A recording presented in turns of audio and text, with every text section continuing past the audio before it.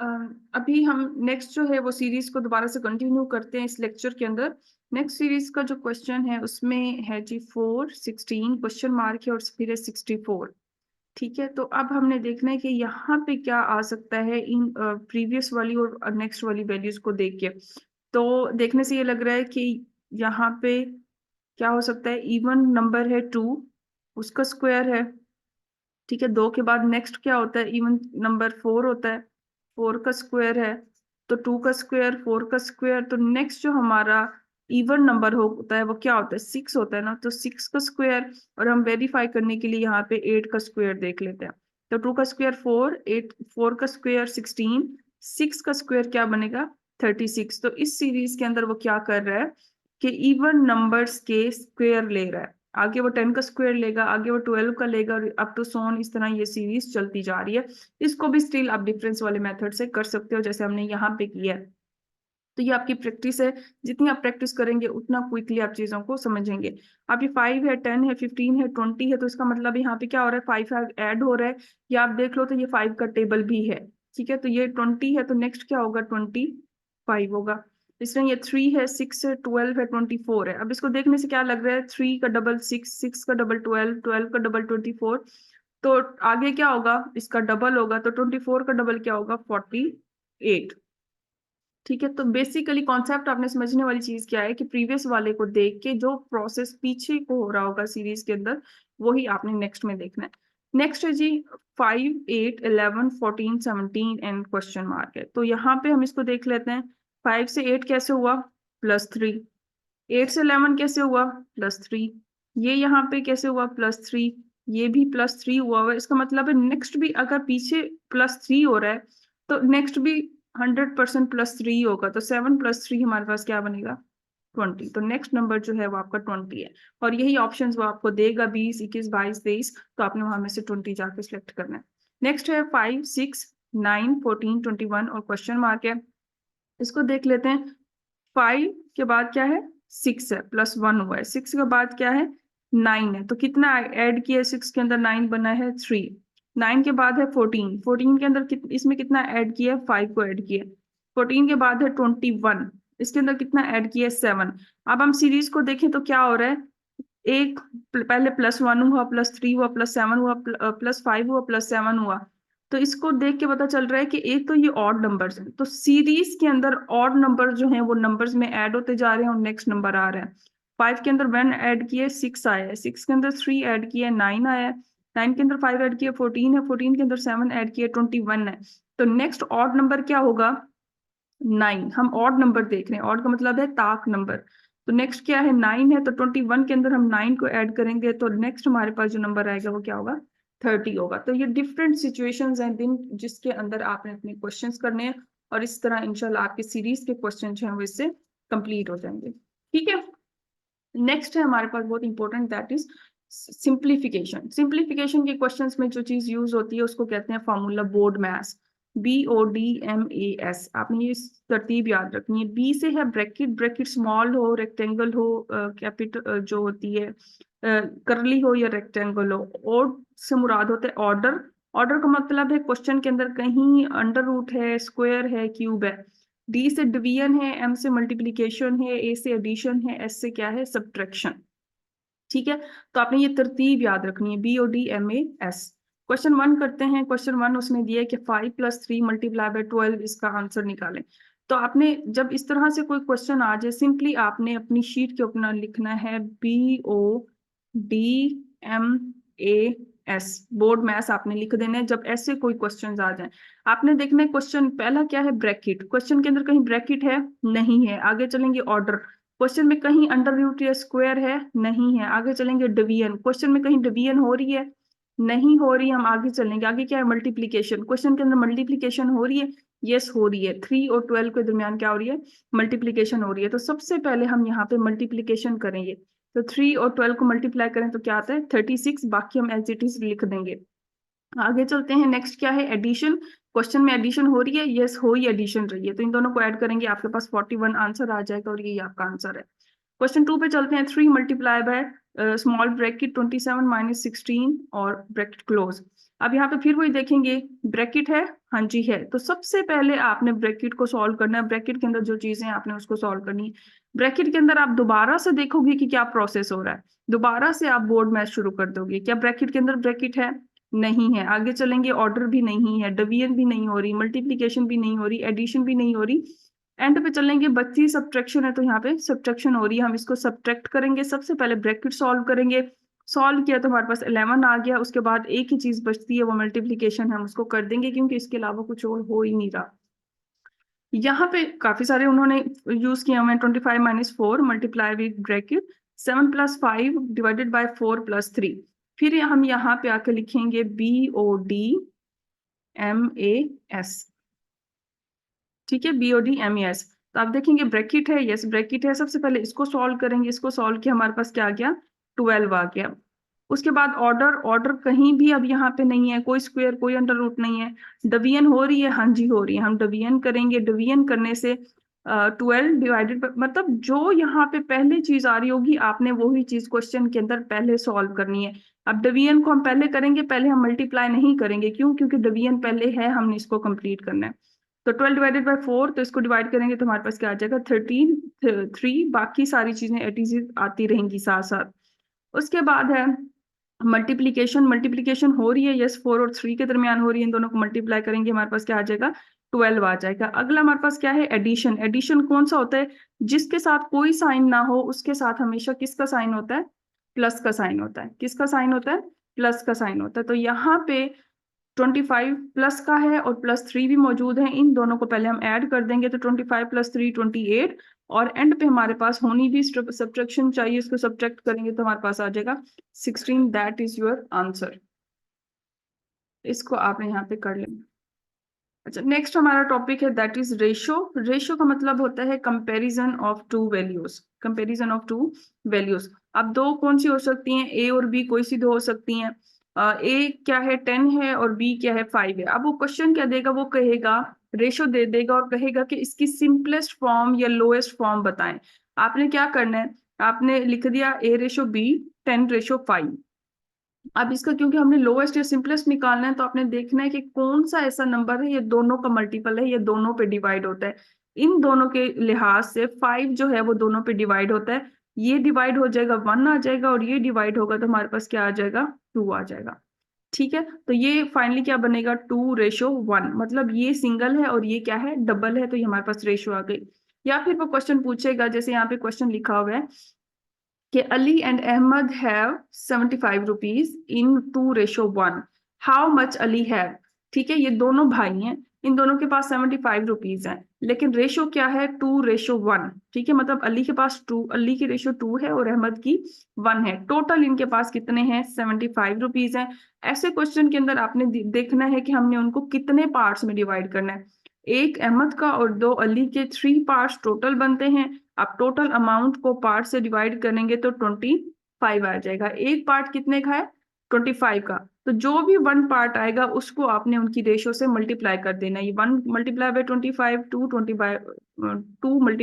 25। तो ये कितना हो जाएगा, 25, और ये कितना हो जाएगा, 50। 75 रुपीज में से 25 जो है वो अहमद के हैं और 50 किसके हैं, अली के।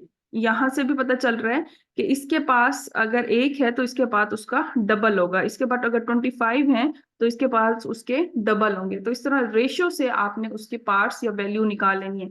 यहाँ पे हमने मैक्सिमम जो उनकी ओरिजिनल वैल्यू थी उससे स्मॉलेस्ट लोएस्ट पे आए हैं, और इस क्वेश्चन में हम लोएस्ट से उनकी ओरिजिनल वैल्यू पे गए हैं। तो इस तरह से वो डिफरेंट क्वेश्चन आपसे पूछ सकता है, और ये रेशियो की क्वेश्चन आपने इस तरह बेसिकली करने हैं। ठीक है, आई होप कि इसमें अगर कोई क्वेश्चन होगा तो आप उसको ग्रुप में पूछ सकते हैं। नेक्स्ट जो हमारा टॉपिक है वो है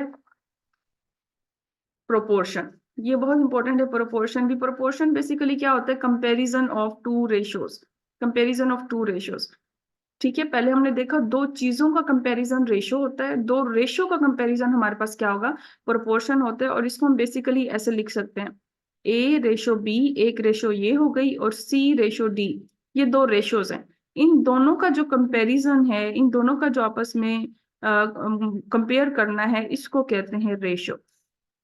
इसको कहते हैं रेशो। इसकी दो टाइप्स हैं जी, एक होता है डायरेक्ट प्रोपोर्शन और एक होता है इनडायरेक्ट प्रोपोर्शन। डायरेक्ट प्रोपोर्शन क्या होता है कि एक चीज के बढ़ने से दूसरी बढ़ रही हो या एक चीज के कम होने से दूसरी भी कम हो रही हो, जिसको कहते हैं डायरेक्ट। इनडायरेक्ट क्या होता है कि एक चीज बढ़ रही है तो दूसरी कम हो रही है, और अगर एक कम हो रही है तो दूसरी उसकी वजह से ज्यादा हो रही है।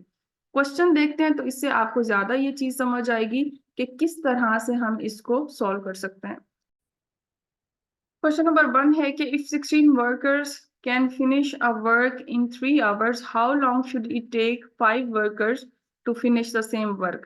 अब इसमें पहले तो हमने देखना है कि कंपैरिजन किन चीजों का हो रहा है। तो वर्कर्स का कंपैरिजन हो रहा है आवर्स या टाइम के साथ। तो हम सबसे पहले सॉल्यूशन में एक तरफ लिखेंगे वर्कर्स और एक तरफ लिखेंगे टाइम।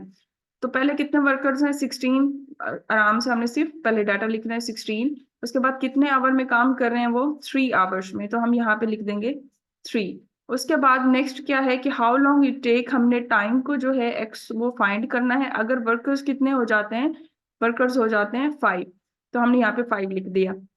अब यहाँ पे आपने वर्कर और टाइम का कंपैरिजन लिखा, जो डाटा गिवन था आपने सिंपली उस डाटा को इस इक्वेशन में पुट कर गया। पहले 16 वर्कर्स थे, आपने 16 लिख दिया, 3 आवर्स काम किया उन्होंने, आपने 3 लिख दिया। फिर 5 वर्कर्स थे, आपने 5 लिख दिया, और टाइम आपने फाइंड करना था। अब यहाँ पे जो मेन चीज है वो ये है कि इनका रिलेशन क्या है, डायरेक्ट है कि इनडायरेक्ट है। अब आप देखिए कि 16 वर्कर्स थे, 3 आवर्स में काम कर रहे थे। अब वही काम अगर 5 लोगों को दिया जाए तो उनको टाइम कम लगेगा या ज्यादा लगेगा? तो 5 लोग, अब वर्कर्स कम हो गए हैं तो उनको ज्यादा टाइम लगेगा वो काम करने के लिए।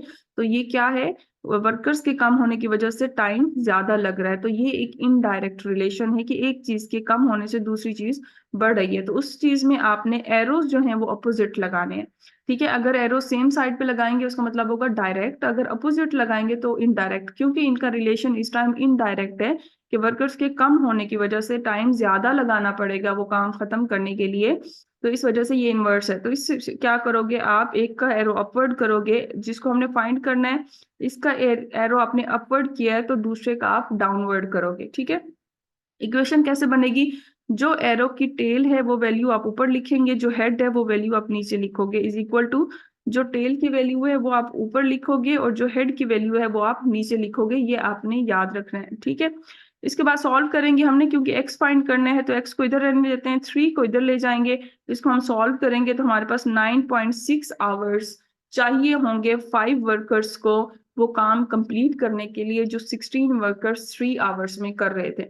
तो ये हमने एग्जांपल देखी किसकी, ये हमने एग्जांपल देखी है इनडायरेक्ट प्रोपोर्शन की, जिसमें वर्कर्स के कम होने की वजह से क्या बढ़ रहा है, टाइम बढ़ रहा है। तो इस तरह से क्वेश्चन आएंगे। इसमें जो मेन चीज आपने समझनी है वो यही चीज है कि आपने रिलेशन को अंडरस्टैंड करना है। अब एक और एग्जांपल कर लेते हैं, if 600 rupees buy in 1600 rupees buy 15 books, मतलब 600 रुपए में 15 बुक्स आ जाती हैं। वो कहते हैं then how many books can be purchased by 1280 rupees, 1280 रुपए में फिर हम कितनी किताबें खरीद सकते हैं। 600 में 15 बुक्स आ रही हैं और 1280 रुपए में कितनी बुक्स आएंगी। तो कंपैरिजन किसका हो रहा है, बुक्स का और रुपीज का। तो सबसे पहले हमने लिख दिया एक तरफ रुपीज और एक तरफ बुक्स। पहले कितने रुपीज हैं, शुरू से जो डाटा आपको मिल रहा है आप सिंपली उसको पुट करते जाओ।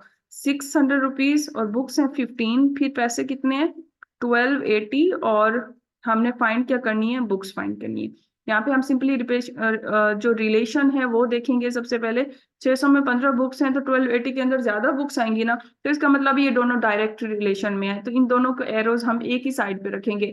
आप इन दोनों के नीचे की तरफ भी कर सकते हो, फिर भी आंसर सेम ही आएगा। बस आपने याद रखना है कि डायरेक्ट रिलेशन में दोनों का एरो एक ही साइड पे हो, इनडायरेक्ट में दोनों का एरो अपोजिट साइड पे हो।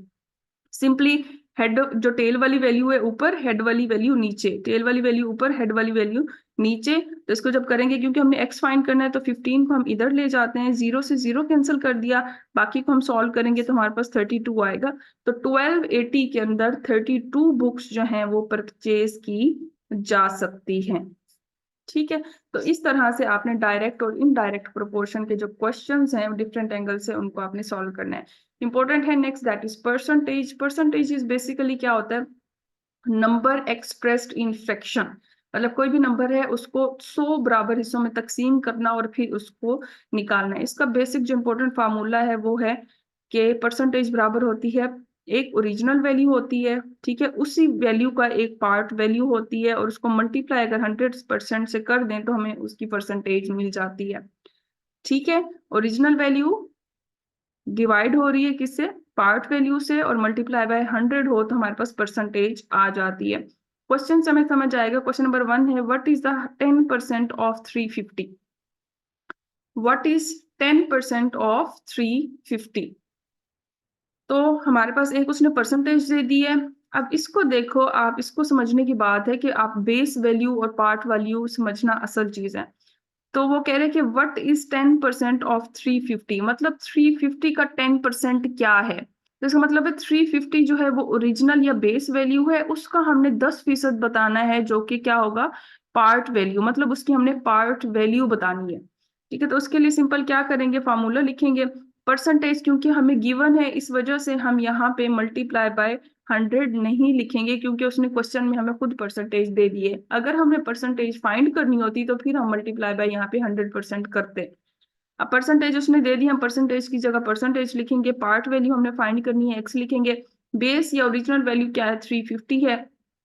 एक्स हमने क्योंकि फाइंड करना है तो हम 350 को इस तरफ ले आएंगे। परसेंटेज को खत्म करने के लिए हमें 100 से हमेशा डिवाइड करना पड़ता है। डिवाइड करेंगे तो 0 से 0 कैंसिल होगा और इस 0 से 350 वाला 0 कैंसिल होगा, तो हमारे पास क्या बचेगा, 35 बचेगा।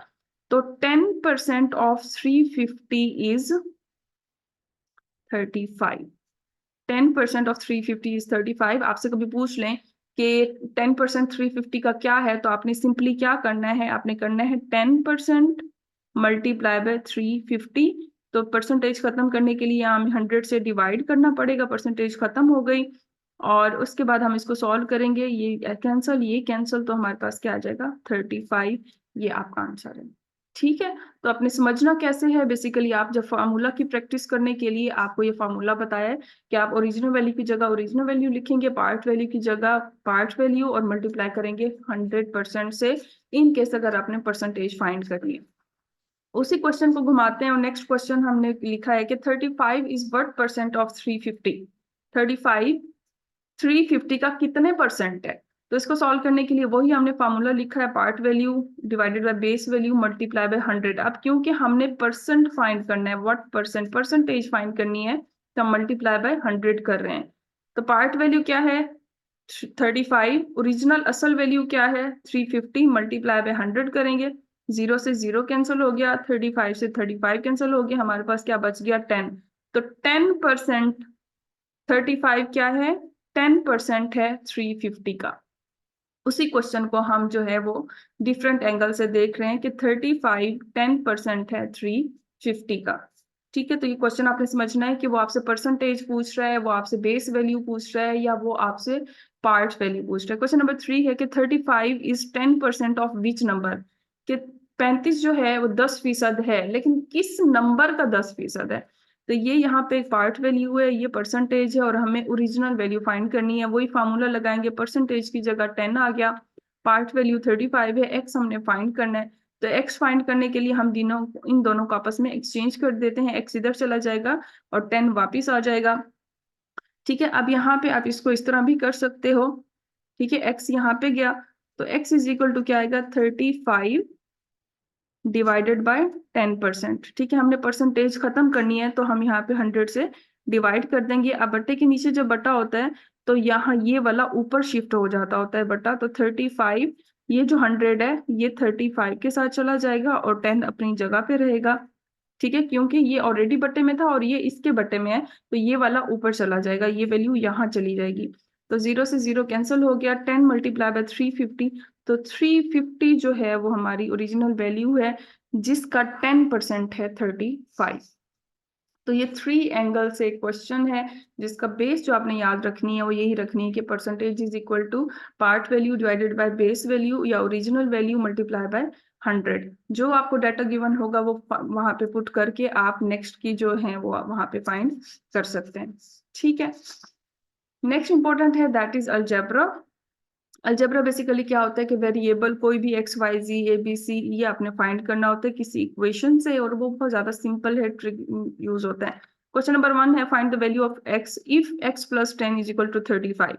यहाँ ये आपको इक्वेशन दे दी, आपको x फाइंड करना है, तो आप सिंपली क्या करोगे, ये जो +10 है इसको इधर लेके आओगे, और आपको पता होना चाहिए जब प्लस की वैल्यू हो या कोई भी साइन हो, जब इक्वल में शिफ्ट होता है तो वो उसका साइन चेंज हो जाता है। यहाँ +10 है, यहाँ के -10 हो जाएगा। 35 - 10 = 25, ये आपका आंसर है। एक और तरीके से वो क्वेश्चन ये देगा कि solve x² + x + 25 if x + 5 = 10। ठीक है, तो इसमें आपने क्या करना है कि सबसे पहले इसको सॉल्व करके x + 10 को सॉल्व करके आप x की वैल्यू निकालोगे, और उस x की वैल्यू को आप यहाँ पे पुट करोगे तो आपके पास इक्वेशन सॉल्व हो जाएगी। तो x + 5 = 10, इसको सॉल्व किया तो हमारे पास 5 आ गया। इस 5 को हम इस फाइनल इक्वेशन में पुट करेंगे, x² + x + 25, 5 का स्क्वायर प्लस x + 25।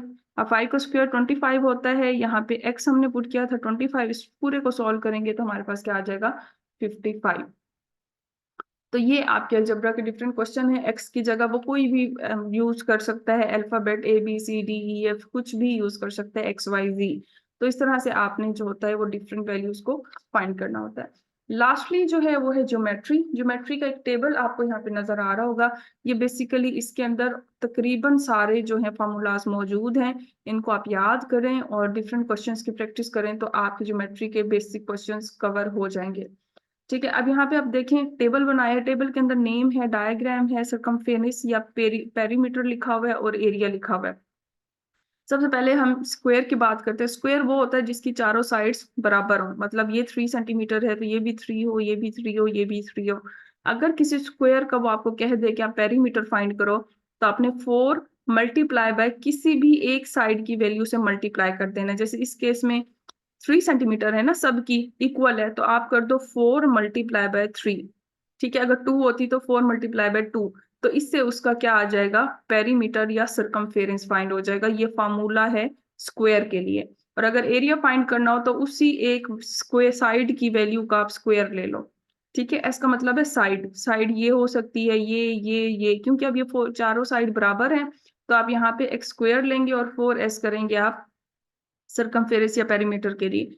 रेक्टेंगल क्या होता है, रेक्टेंगल की लेंथ बराबर होती है आपस में और विड्थ बराबर होती है आपस में, लेकिन ये चारों साइड्स बराबर नहीं होती। ठीक है, इस केस में सरकमफेरेंस क्या होगा, 2 × L + W, length plus width, length लंबाई, विड्थ चौड़ाई। और अगर इसका एरिया फाइंड करना होगा तो आप लेंथ मल्टीप्लाई बाय क्या करेंगे, विड्थ करेंगे। ठीक है, तो इस तरह से ये फार्मूलाज आपने याद रखना है, और याद रखना है कि वो आपसे क्या पूछ रहे हैं, वो आपसे एरिया पूछ रहा है, सरकमफेरेंस या पेरीमीटर पूछ रहा है। ये दोनों एक ही चीज के दो नाम है। सरकमफेरेंस बेसिकली यूज होता है सर्कल के लिए और पेरीमीटर यूज होता है बाकी चीजों के लिए। सर्कल आ गया, सर्कल अगर सर्कल का सरकमफेरेंस हो तो 2πr। पाई की वैल्यू हमें पता है क्या होती है, 3.14, या इसको 22/7 भी लिखा जाता है। ठीक है, 2πr रेडियस आपको क्वेश्चन में गिवन होगा, आपने इससे इन दोनों की वैल्यूज पुट करके आपने इसका आंसर निकालना है। अगर वो एरिया फाइंड करने का कहेगा तो आपने πr² रेडियस का स्क्वायर ले लेना है। एग्जांपल है इसकी, if perimeter of a rectangle is 56 and length is 16 then find the width. Perimeter, एक तो पेरीमीटर, दूसरा किसका, रेक्टेंगल का। तो रेक्टेंगल पे हम चलते हैं, रेक्टेंगल ये है, इसका ये स्ट्रक्चर है और ये इसका पेरीमीटर का फार्मूला है। ठीक है, तो पेरीमीटर का फार्मूला क्या है, 2 × लेंथ प्लस विड्थ। ठीक है, अब क्वेश्चन के अंदर उसने हमें क्या दिया है, उसने खुद ही हमें पेरीमीटर दे दिया 56 और लेंथ उसने बता दी है 16, हमें फाइंड करनी है विड्थ। तो आप फार्मूला लिखेंगे, फार्मूला में पेरीमीटर की जगह 56 आ गया, 2 की जगह आप 2 लगाएंगे, लेंथ की जगह आप 16 लिखेंगे जो आपको क्वेश्चन में गिवन है, और विड्थ की जगह आप W रहने देंगे।